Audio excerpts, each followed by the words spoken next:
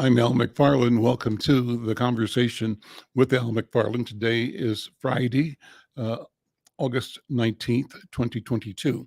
And typically Friday, we do the Healing Circle with our co-sponsor, our colleague, Dr. Bravada, Garrett-Akinsanya. But today we decided to present a program that I just moderated a couple of hours ago. And it's the regular monthly meeting of the Northside Urban Coalition. That also in partnership with my colleague and friend, Diana Hawkins, and the people at the Hawthorne Neighborhood Council. The Northside Urban Coalition has been focused, among other things, on understanding and mitigating the impact of drugs, and in particular, fentanyl and other opiates. Our neighborhoods, our communities are under siege, and we talk about that today. We talk particularly about a day of healing being prepared and presented to and for our community by stellar entrepreneur Tito Wilson of Wilson's Image. Tomorrow, starting I believe at 10 o'clock through the afternoon, a full day on West Broadway between Penn and Logan, a full day of health experts, of music, of food, of vendors, resources to allow us to ask questions and get checked on things that may be bothering us and get connected to resources to focus on our health. I lead with the notion that our health is our business, and we need to be in the business of being as healthy as we possibly can be. So with that, I'm going to start with my introduction or calling the meeting to order this morning at 11 o'clock. And I think you'll enjoy this rich conversation. This is community, being community. This is healing at the community level. And we'll see you next time. Well, good morning, everyone. Welcome to the Northside Urban Coalition. And thanks to Diana and the team for making this project happen. We always start with a crime update, and then we have on our agenda a presentation by our colleague and friend, Brother Clarence Jones, who leads the Human Partnership. Well, let's begin. Is Bill here? Bill Magnuson? Bill, good morning. Yes, sir. How you doing, man? I'm doing good. No complaints. Good to see you. Let's have an update. All right. So for Hawthorne, for Part 1 crimes for a month to date, it's August 1st to the 19th today. And remind everybody, like I always do, that a Part 1 crime is anytime there's been a victim involved. There's been 0 homicides. There's been 2 rapes, 2 robberies, 8 aggravated assaults, 1 burglary, 6 thefts, 10 auto thefts, 0 arsons, for a total of 29 Part 1 crimes for a month to today for Hawthorne neighborhood. And then I was out to yesterday. I was out at Freeman's and department store. Did a security assessment. I started writing that today. And then I hopefully will have that completed for Tuesday or Wednesday, and I think, or Monday or Tuesday. And the biggest concern that I came across after talking to them is that they're just having issues with the addicts that are buying the drugs up on the corners of Lyndale and Broadway, and then going behind there and, smoking and stuff. And it's just kind of caused a lot of disruption to their block there where their store sits. So that's one of the issues. So I make some recommendations, and hopefully that'll help alleviate that situation. I know there was an update. I talked to the board last week, so that was done. I got to complete the report, so that should be done by Monday or Tuesday, and I'll send it off to them then. And they said they're going to implement some of my suggestions, so we'll see how that goes. And as far as everything else, we're just out there doing what we can.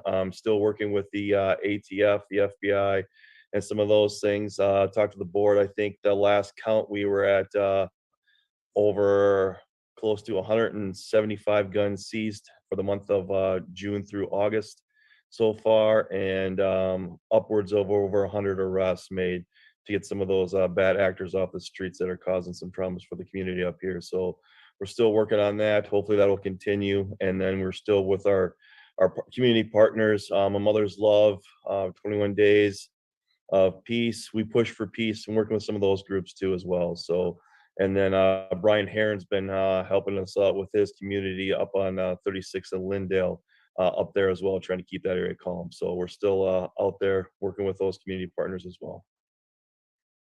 Are you hopeful or is the department overwhelmed? What's the general feeling, the vibe among the colleagues, the men and women who are in uniform?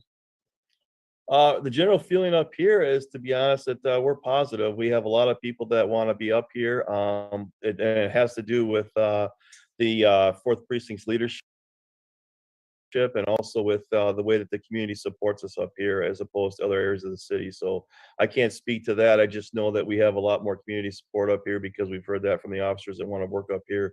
And one of the reasons why is because they're when we wave to the community, and I've experienced this myself, we actually get waved back with people using their whole hand and not just the one finger. So That's a good thing. it is a good thing. Yeah. So I think Listen, up here we're all good and we're fighting the good fight. So I think it was at the Hawthorne meeting last week, a week before last, that I mentioned, I think Diane, correct me if I'm wrong, that I was shocked by driving down Broadway and looking out my window at the bus shelter right by Cub Foods, I think.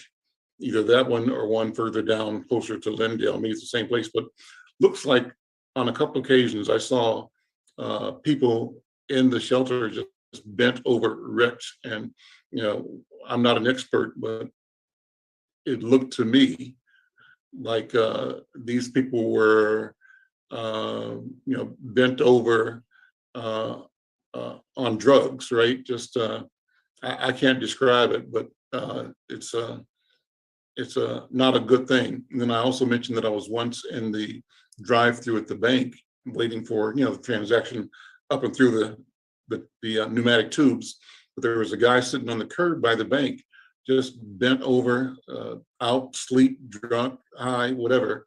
And so my alarm button saying I'm seeing too much of this. And has that to do with fentanyl? Did we have that discussion, Diana? Was that when we talked about it? We talked about it some, but it wasn't in depth. So that's why I'm kind of hoping that this group here in their work could maybe touch on what they see, if they see that, Okay. because it is a lot of that fentanyl, isn't it, Bill? yeah, it's a lot of fentanyl. And then there's also, unfortunately, there's a new pill that's coming up from Mexico that we found out. And I think they call it Molly. And that's what's being sold up at Broadway and Lindale. And that's what they're smoking. And that's what Al has probably seen at the bus stops up there. They're smoking a pill called Molly. And that's in tinfoil. And I think that's what Freeman's is seeing too. And it's kind of like the new crack from what we've been told too. So it's basically what we need is what we're hoping to is get some of these treatment centers or whatever like that with their outreach workers to go out there and try to talk to some of these people, maybe get them off the streets and get the help. Because I know for a fact, working in jails and prisons, that the last place that we're going to do any good is putting addicts in jail and locking them up. It doesn't same thing as mentally ill. It doesn't really help them that much. So we need them to be able to get some treatment, get the help they need. And that's just something that we have to figure out.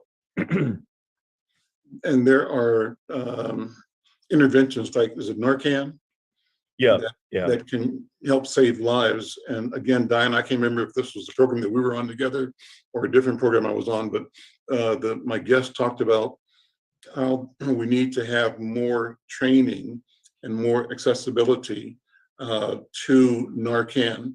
That there could be a strategy where you train block clubs or churches or store owners to have that intervention available, and the training to use the intervention when they see somebody that is at risk of dying because of an overdose drug. But maybe if not you, Bill. No, that's you're right. That is. Yeah, that's part of our work with He-Man. That's what Clarence is out there doing with the Narcan, and that's exactly our I was trying to remember the conversation. Well, listen, we'll come back and go into that as we go on today. Any other questions for the Bill and the precinct?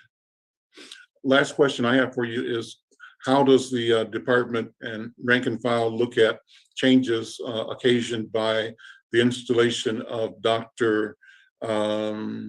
Cedric Alexander as the new commissioner? How's that settling? I think everybody's kind of open to it and just waiting to see. I think that it's probably I anticipate that it's probably going to be a good thing. I think that some of the feelings up here, I know that the inspectors had some positive meetings with him, and I think that we're just hopeful that it's going to bring the needed changes that we need up here to it, and then, you know, out there that's going to reflect the community as well. So I think that we're optimistic and hopeful. Clarence, not Clarence, but Bill Magnuson, thank you so much. Thank you. Let's Thank go you. now to Clarence Jones, Brother Clarence, Human Partnership. Good morning. How you doing? Great. Thank you. Thank you. And as always, I appreciate the opportunity to be on this show to talk about the work that is happening with the Northside Urban Coalition. And so I'm just going to give you some ideas about the things that we've done. We were involved with the Minnesota Spokesman Recorder boat ride, and we were taking our our Narcan and our community education there. And Suzanne was there with us. Suzanne Young from the city, she did that. We also were involved at the Corcoran event in South Minneapolis, representing the coalition, and we were able to talk to quite a few people about the issue of Narcan and substance abuse. We also completed trainings. You were talking a little bit about the trainings, Al. We are doing trainings now. We completed 3. We're looking at about 10 more trainings. But I want to just share with you another training that we're getting ready to do. That is before, during, and after the bullet. We're going to be actually doing a training around gun violence, and we're going to be focusing in on parents and middle-aged students. Mhm. So that's getting ready to come out, and there will be a flyer that will be sent to Diana, and so it can be sent out to the rest of the group. Of course, we're going to be at Tito's event tomorrow. I'm not going to talk much about that because Tito and his colleagues will talk about that. And we also are going to be at Back in the Day, which is in September. So it'll be right before our next meeting. And what we're going to do there is we're going to be doing a variety of different community educations, and many of those things are going to be around substance abuse. So we actually are inviting community members to come in and have much more of a personalized conversation about opioids and around substance abuse and those kinds of things. And one of the last things I want to share is that we are finally getting ready to launch our Somalian substance abuse brochure. We've finally got I think that we got the wording together, and now we just got to find the most appropriate picture, because we have to have pictures that are appropriate for that community. So we're doing a lot of different things, and I want the coalition to understand and to know that I do appreciate, Human appreciates the opportunity to work with you, and we look forward to continuously working together to make our community healthier. So that's my report. Any questions or comments? Okay, great. I just want to say Right. before we move on that I appreciate Suzanne Young. She went away joining us, but Suzanne is going to be our guest speaker for the coalition in September. And then her and Clarence both were going to talk a lot about opiates and in depth, because, you know, our kids is getting ready to go back to school, and this is what we're facing. So I really appreciate Suzanne and the city being a part of this with us. Back to you, Al. Okay, great. Then let's go back to our discussion, our main topic today, and that is the My Strength, My Health survey tool update. And we're pleased to have, am I right or wrong? Am I reading this wrong? No, not My Strength, My Health. We're going to talk about My Healthy Life event with. You know what? I'm looking at a note here from April 22. Pardon me. Let me look at the right note, boy. Okay. That's okay. It's the topic Friday. is live your healthy life. Yes.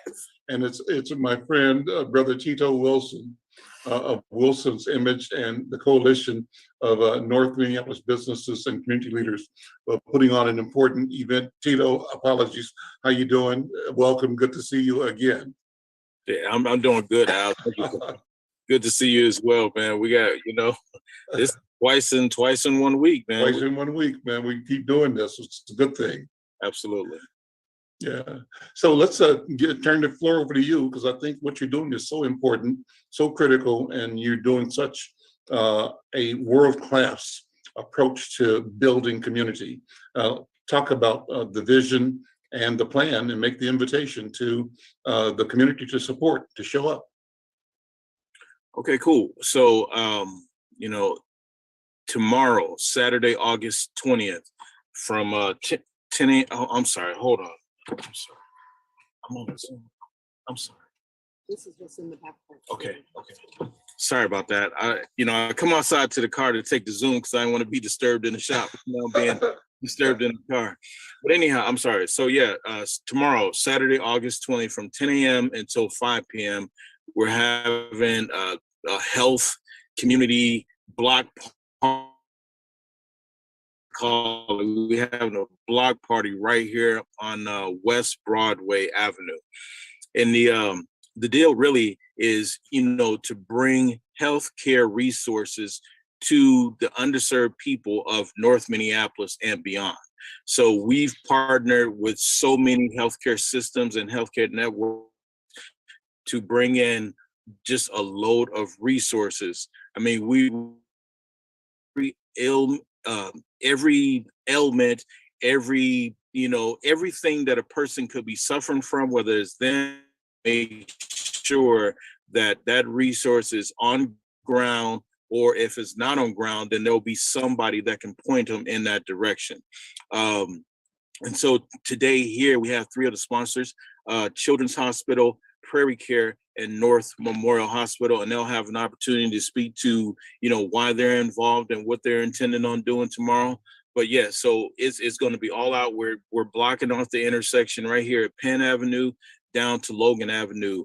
And I mean, you name it's going to be, like I said, all of the healthcare resources, education, preventative care resources, and knowledge around that, and relationship building, which is most important.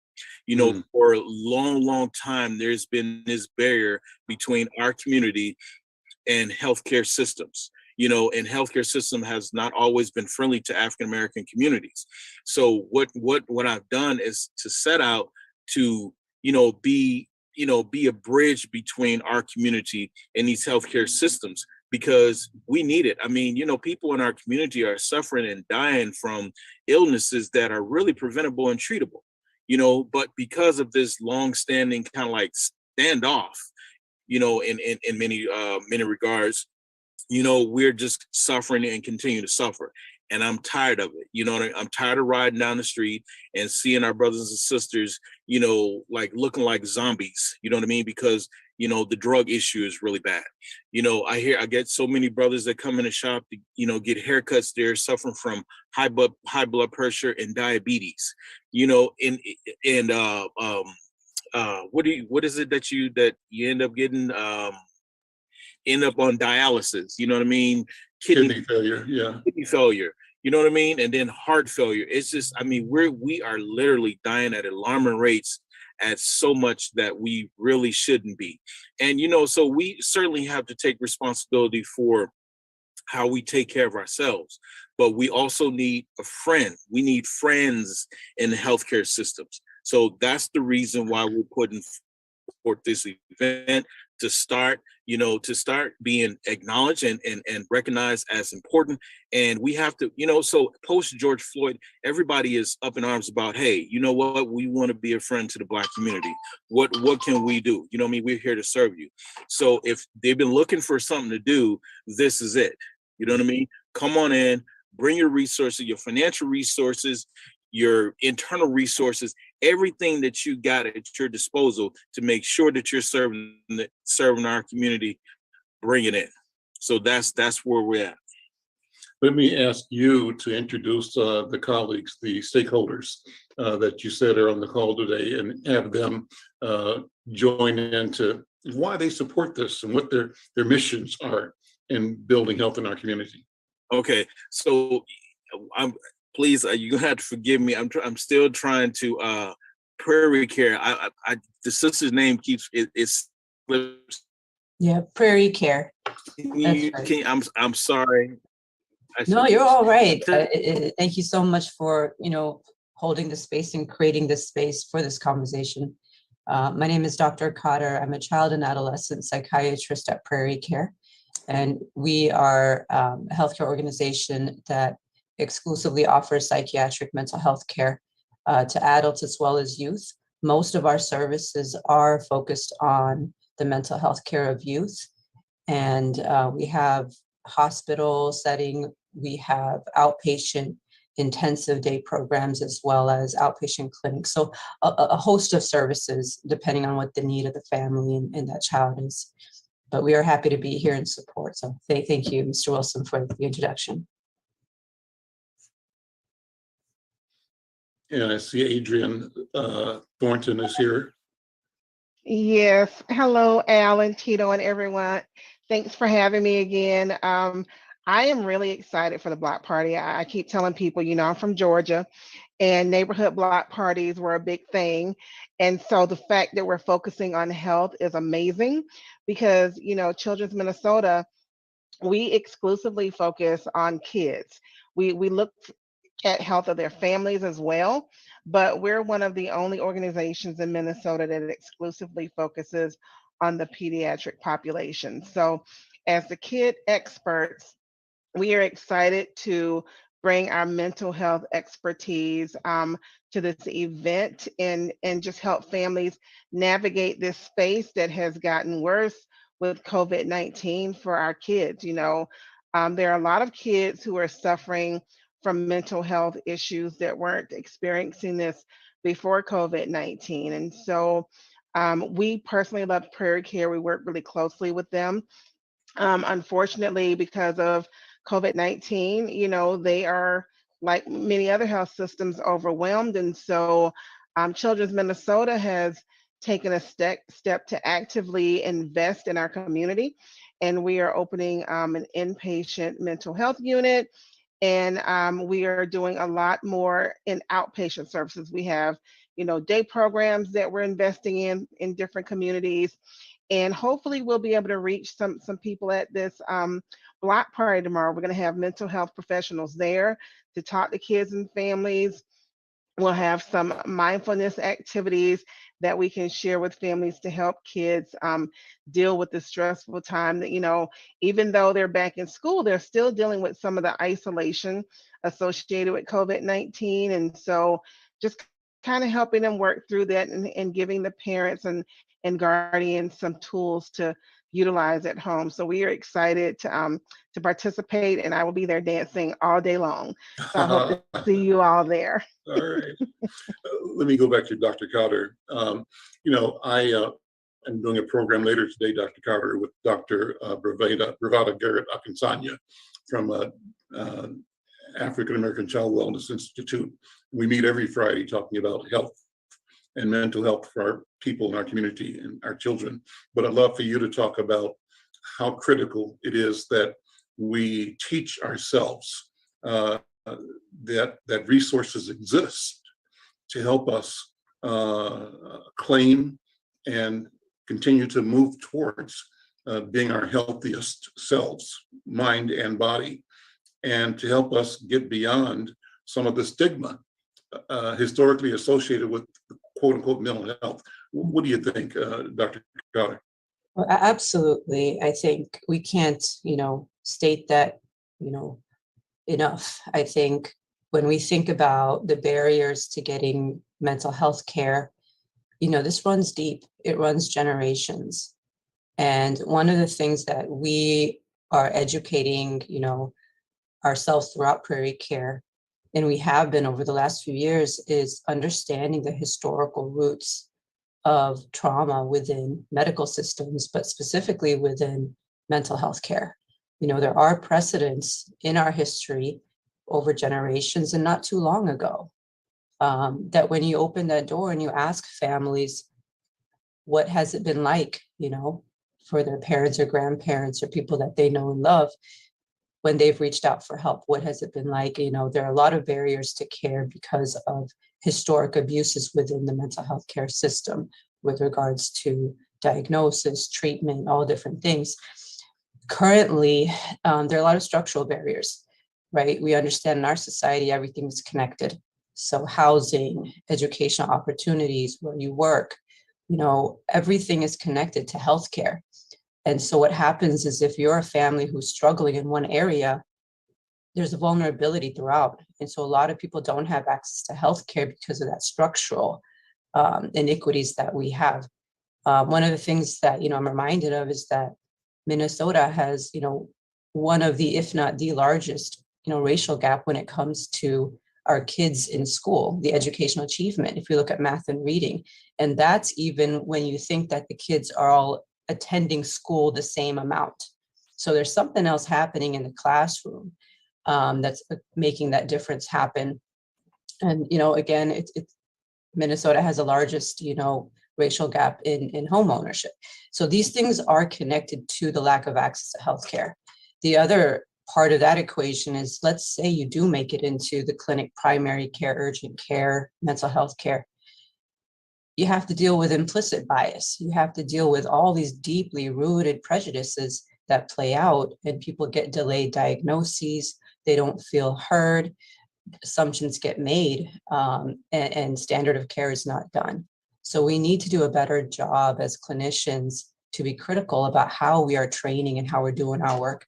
I think in terms of accessing services, what I'm looking forward to tomorrow really is a big push of resources, that we're going to have information, we're going to have a lot of staff on hand being able to describe what does it mean to get mental health care. So if you were to come into the hospital or to one of our, you know, intensive programs, partial hospitalization clinic, what does it look like? So one of the things that we're doing a lot of right now, a push within Prairie Care, is to make sure that all of our staff that are caring for patients across our programs are using trauma-informed care. You know, those 6 key principles that, you know, Samson, the CDC came up with specifically to say, this is how we do better care. This is how we don't re-traumatize. And part of that is transparency, so people know how to access services. Part of that is recognizing the historical roots of trauma and lack of access, and not, you know, being part of that same system that's done that. What about that? I mean, I'm glad to hear you discuss that. I'm going to ask you to unpack that a little bit more, if you don't mind. Oh, and absolutely. if our audience, if our people in the room don't mind, I think it's critical to have this kind of discussion.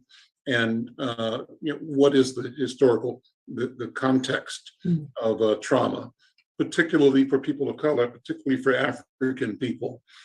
You've mentioned the disparity, the disparate outcomes in wealth and education, in health, and the feeling in the past might have been that the deficiency resides in the people, that there's something wrong with the Black people, that they have not shown capable of being fully present in the robust prosperity.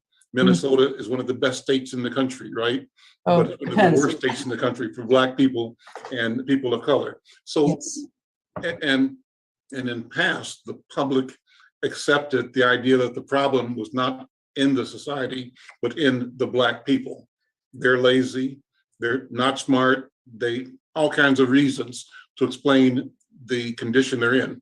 How does psychology ask us to look differently now, or does it?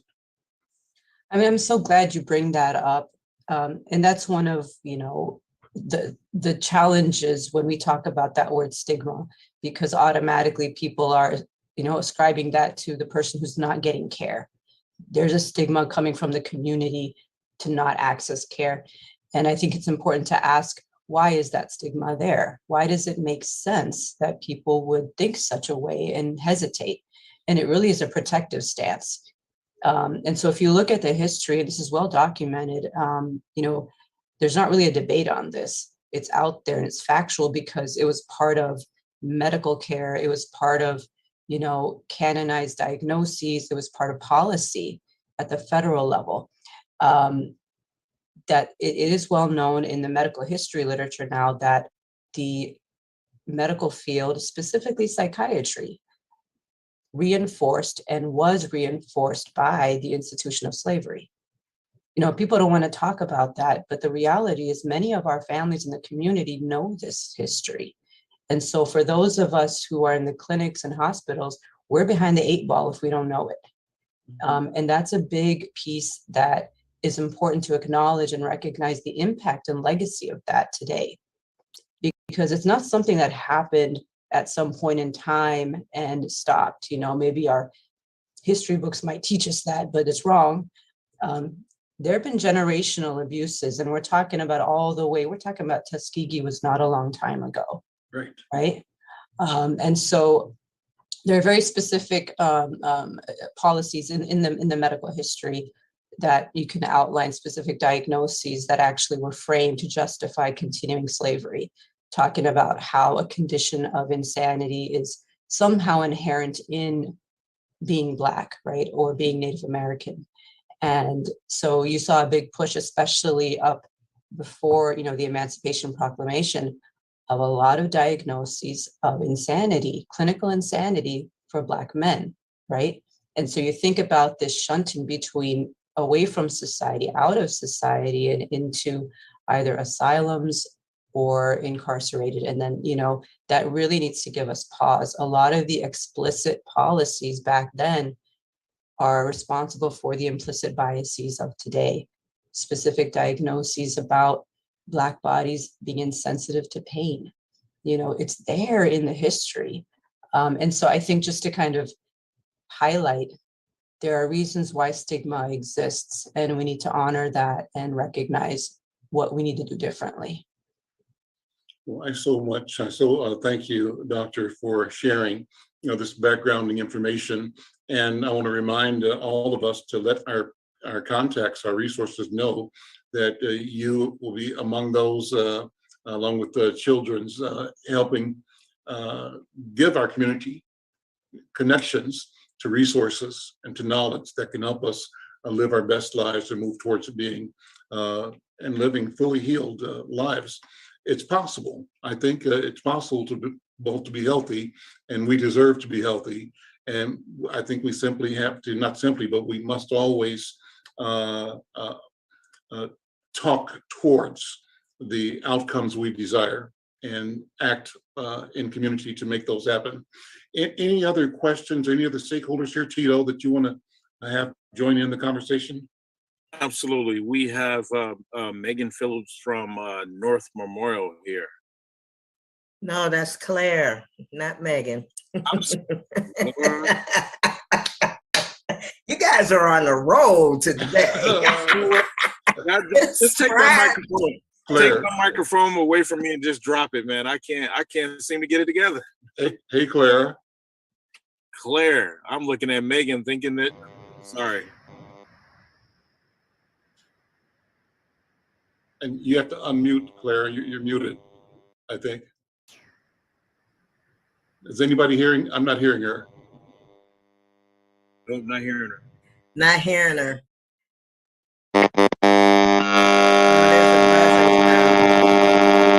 A big buzz here. Yeah, she's got a buzzing sound. Maybe we could get Adrian to elaborate a little bit more on. And maybe Claire, maybe jump off and come back in again. Yeah. Maybe your sound is correct. Adrian? Yes. So, I wanted to talk about something that you said, Al, and you said we deserve to be healthy. Yes. And I so agree with that. And I think oftentimes as a community, we don't think we do. And so tomorrow is going to be all about reminding people that we deserve to be healthy, and some of the things that, we're seeing at Children's Minnesota is in our emergency departments, we're seeing the highest volumes we've ever seen of kids trying to commit suicide. Of kids, experiencing some type of mental health crisis, overdose. We're seeing overdoses in kids like we've never seen them before. Let's jump in on that for a second, because I think it probably is I could be wrong, but a common, street feeling that, oh, suicide, that's a white thing. Right. Is that something that Black families and families of color experience at the same rate or a greater rate? Are we misinformed about the crises our children are in and the actions that some of them are resorting to as a result of crisis. Yeah, we are definitely misinformed. Black children or children of color are just as likely to attempt suicide. We don't commit suicide as often, but we have mental health issues at the same or slightly higher rate than other kids. And so, if you think about it, as a Black child, you have so much more pressure on you. You have so many things working against you. And, I can tell you as a parent, I was fortunate that my daughter had a wonderful pediatrician at Children's Minnesota, Gigi Chawla, who picked up on the fact that my daughter was depressed. And I live with her, I see her every day. And you would think I would have picked up on it. And I'm a nurse, I work at a pediatric hospital and I missed it. But her pediatrician picked up on it and started working with her. And we started going to therapy, which, I know oftentimes in the Black community, people say, oh, well, therapy is for the weak, but it isn't. I am a big proponent of therapy. I've been in therapy myself. And I think if we did more therapy, we would be a lot healthier physically, because people don't tend to recognize the connection between their mental health and their physical health. And so, I think we just have to press upon our community that mental health issues exist for everybody, and our kids experience it. Our kids have, thoughts of hurting themselves. They experience depression, all of that, and they need help. They need help and they need therapy. Some kids need drugs, to help them work through that. We have an eating disorders program and when people hear eating disorders, they think, oh, you just need to get them to eat healthy foods. But the biggest problem with eating disorders is mental.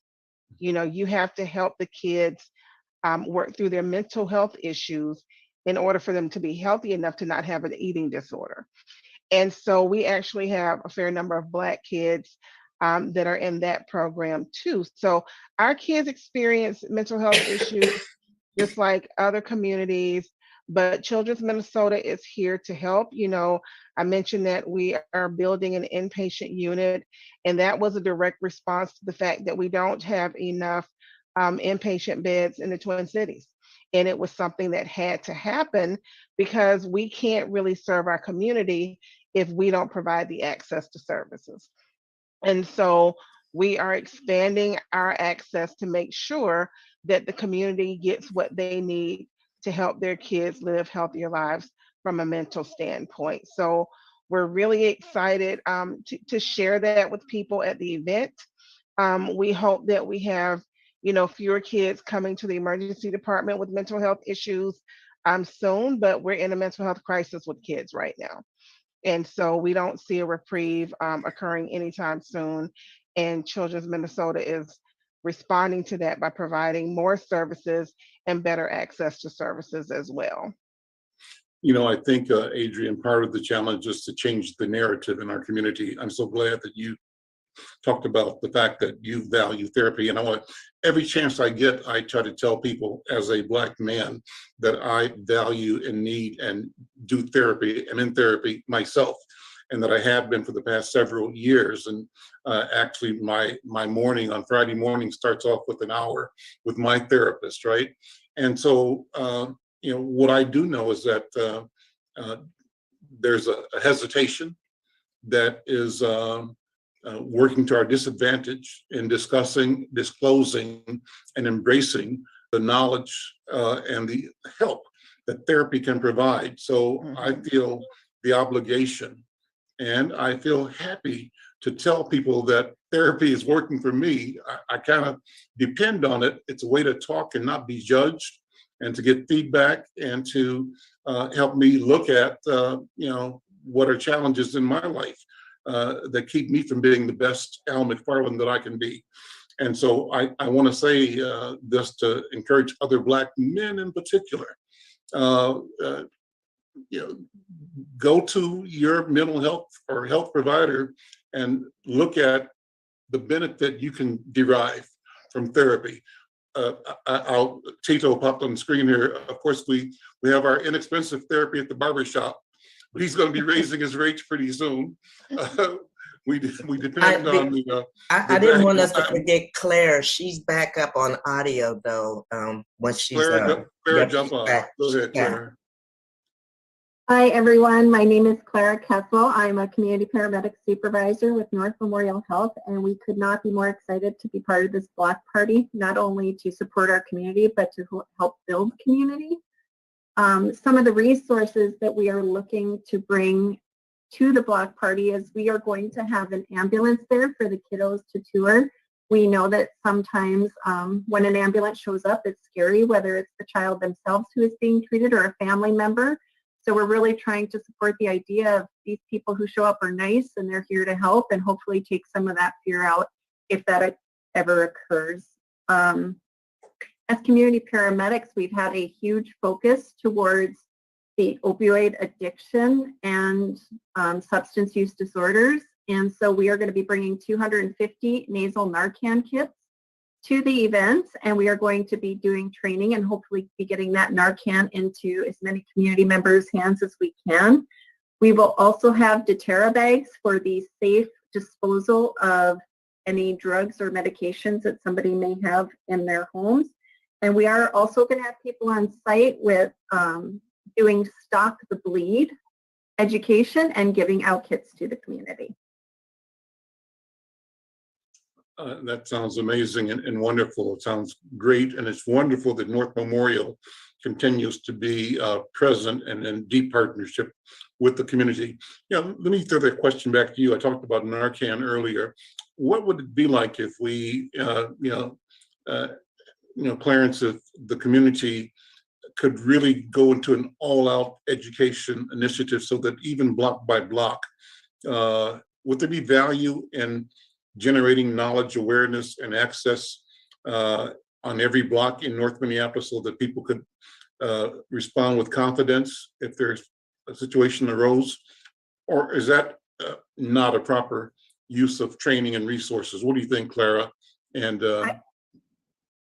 I think that's an amazing use of training and resources because you never know who the person is who's going to utilize something and may not be aware of what it's laced with. Every person should know how to utilize this. When we do our education with the Narcan, we have a little slip wrapped around it that says call 911 and tells them just the things to look for to make sure they're breathing. So I think that that's invaluable education and everybody should have it. And I'm looking at it as an organizing tool, as an organizing principle. We know that the danger is clear and present. The danger is escalating with the new arrival of drugs and opiates, and that doesn't appear to be dissipating. And if and as it increases, we have to be able to increase our capacity to respond in ways that are both preventive through education, but also responsive to crises that occur. And what if you had a mission or a vision to use this as one more point of entry in explaining, inviting people to consider and to know the science and the efficacy of health, of health information, health awareness, and health techniques and tools and resources. I often have said, guys, that wouldn't it be great rather than being known as a place where we have exaggerated disparities, wouldn't it be great if our North Side became a place that was the healthiest place in Minnesota, that we rebrand and recast the image of our community into an image of people that are aware and knowledgeable and that actually take on health awareness and improvement as our community business. What if we could adopt the mantra that our health is our business and we understand the business of health, the revenue streams of health, that we, by intention, try to create 1,000 jobs in the healthcare, counseling, therapy, services, wraparound services, so that we end up creating revenues and building economies around keeping each other healthy. Our health becomes our business. Well, that's my thought. Brother Tito, what do you think? I mean, you're doing the same thing at the level of the store, of your barber shop. You're expanding on that mission. Yeah, I think you and I talked this week. You said it's not just about the haircut, it's about community. What do you think? It's 100% true. I mean, we have to be healthy. That's at the core of everything that we do. You know what I mean? If we're not healthy, it impacts every single aspect of our life, you know, and we have to be healthy mentally, physically, emotionally, spiritually, socially, financially, you know, in our homes, in our schools. I mean, it really takes a complete, well-rounded health like ecosystem for people to be able to thrive. You know what I mean?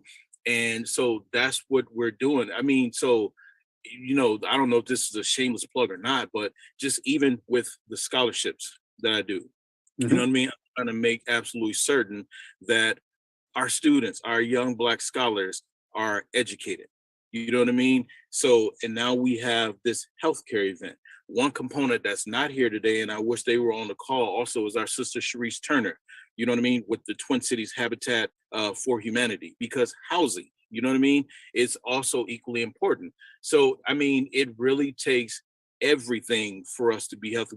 We've been deprived and stripped away from, you know, so much has been stripped away from us, you know, throughout history. And, you know, if we don't take the time to do something about it now, we're going to continue to suffer from the things that we've been suffering from. We're going to keep getting what we've been getting. And so now's the time. This, you know, if this is not the event, I want to see what it is. You know what I mean? But we're very, very extremely intentional about making absolutely certain that we have the resources that people want, the resources that people need, the resources that people don't even know that exist. You know what I mean? We are like extremely, I went all out, you know what I mean? Just kind of wrap my head, you know, just like asking everybody, like, what other piece needs to be here? You know what I mean? And there's still some other things that I wish were like, you know, like front and center. But like I said, you know, there's going to be somebody on ground that can get you that resource if it's not here.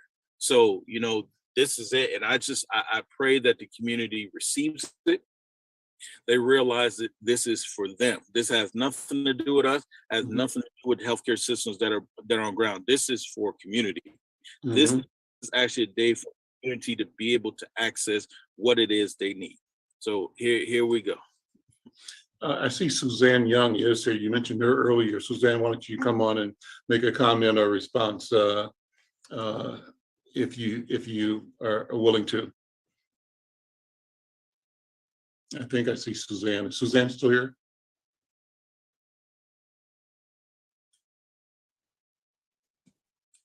No. I think Suzanne had to jump off. Yeah, for she another went to meeting. another meeting, but Dee Mhm. did make a comment, and I would like for her to elaborate on her Dee, go comment, ahead. because she hit right on the nail what Tito said.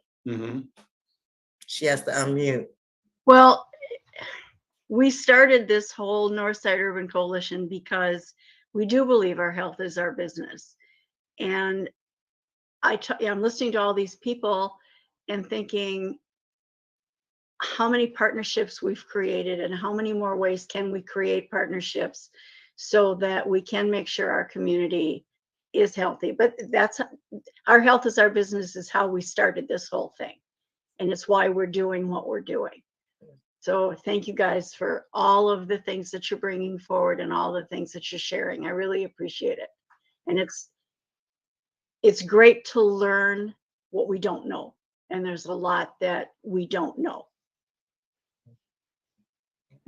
Thank you for the comment. That's great. Any other comments?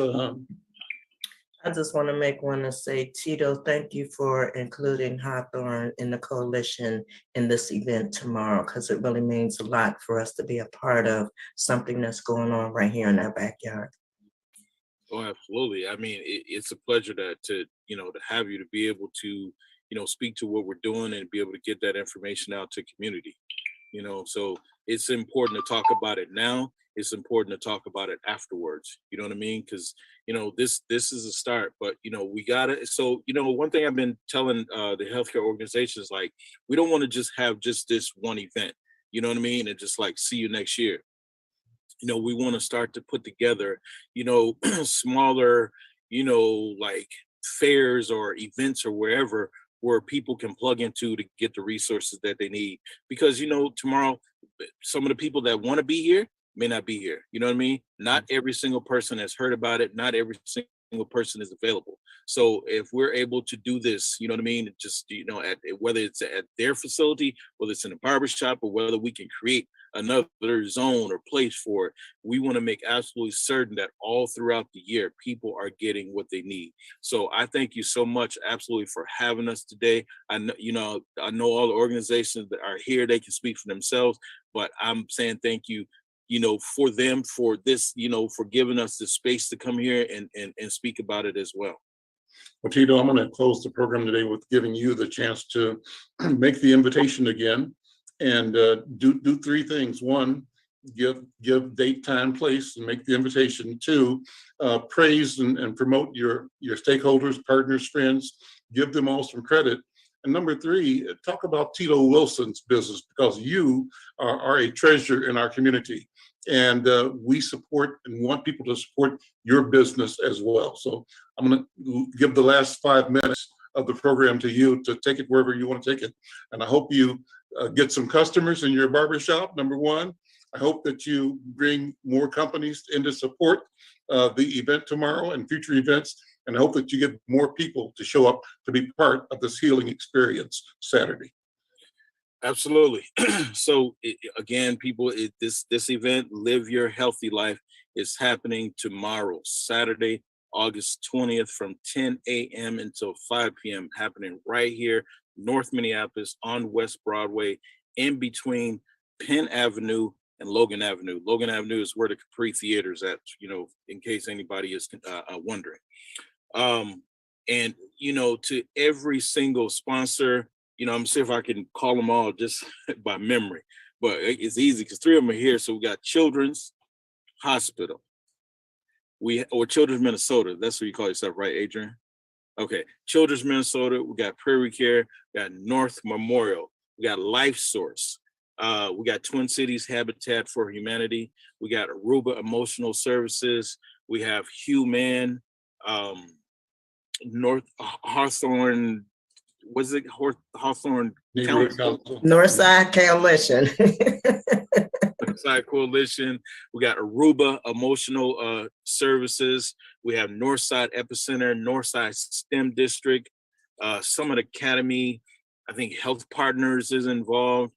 West Broadway Business and Area Coalition. If I forgot anybody, I'm sorry. It's a lot. I mean, more so than what I had dreamed of, has, you know, come in and said, we want to be a part of this. We support your vision. We support the community. We want to pour in also. So if I forgot anybody, well, Belmont Partners. I'm looking at the ad. Belmont Partners. Okay, Belmont Partners. Oh my goodness! And the city of Minneapolis. City of Minneapolis. Let's talk about Belmont Partners for a second here. So I've been working with Belmont Partners for a couple years, you know, on some other stuff. And you know, when I you know, kind of start thinking about, you know, how this event could happen, and you know, who I needed to be on my team. Belmont Partners, they were my first, outside of, you know, the two sisters that are helping me, Brittany Clausen and Latasha Sims.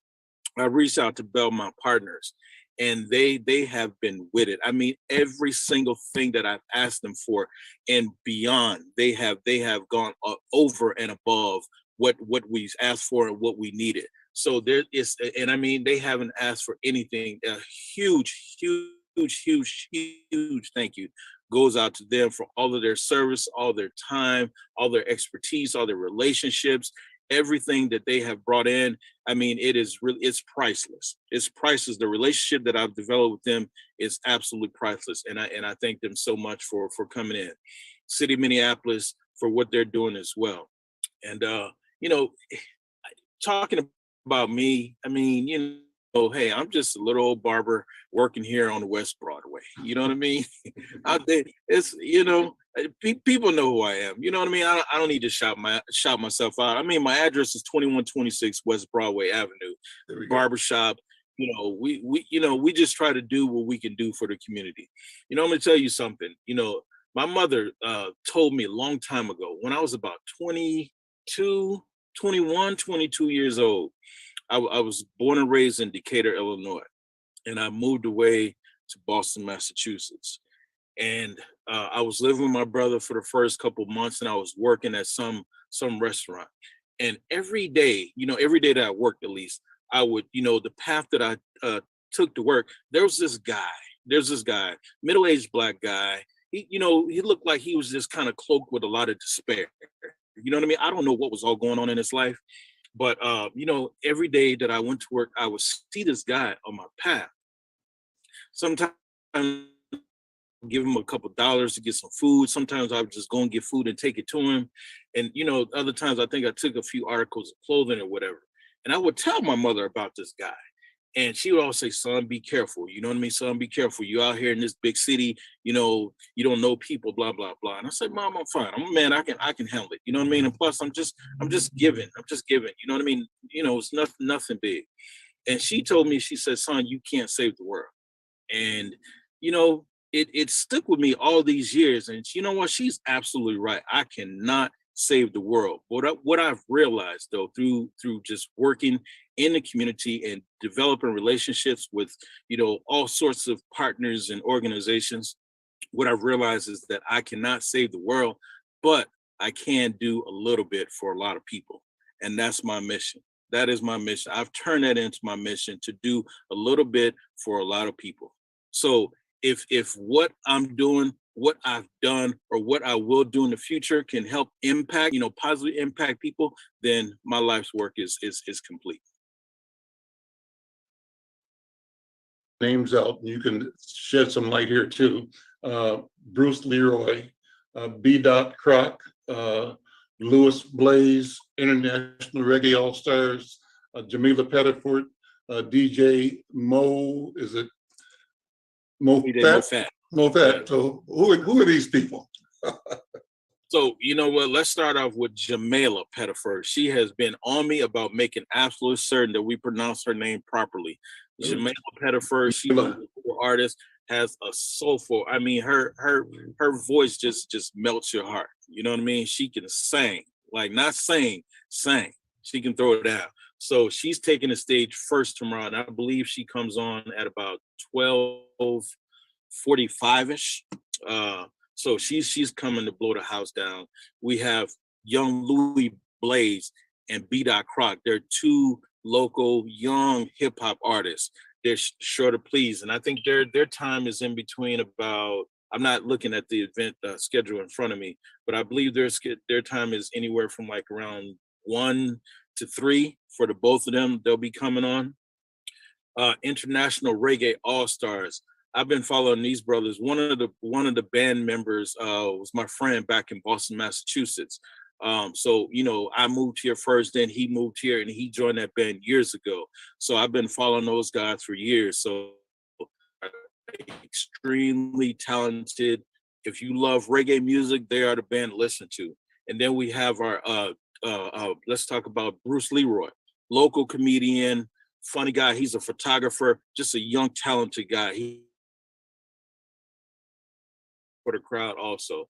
And then just spinning. I don't know if I'm sounding young, gonna be on the ones and twos, blah, blah, blah. So yeah, man, we're looking forward to an amazing, action-packed, resource-filled, education-filled, relationship building, giveaways, V3 Sports. I forgot to mention them. They're coming in with a bunch of giveaways, bikes and backpacks giveaways. They're gonna be a nice ride. They're coming in. They have helmets. They're gonna have, so it's just, a good friend of mine, a lady that came and pecked the window when I was just starting to talk.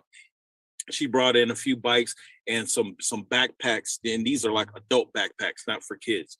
But you name it, we got it. We're trying to blanket community tomorrow, a day of Black joy.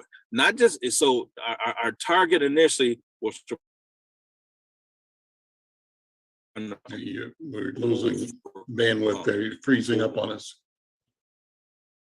take advantage of the day.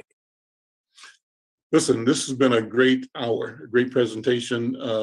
Your image is actually frozen right now, so I think we're going to close it there. You've done wonderful in explaining and inviting. Diana, let me throw it back to you to close us out. Any other comments or announcements? I just want to thank everybody again for coming. It was nice meeting you ladies. I look forward to collaborating with you again on something in the future. And Al, hope to see you at 1 o'clock. Okay, take care. Talk to you later. Bye, everybody. Bye-bye.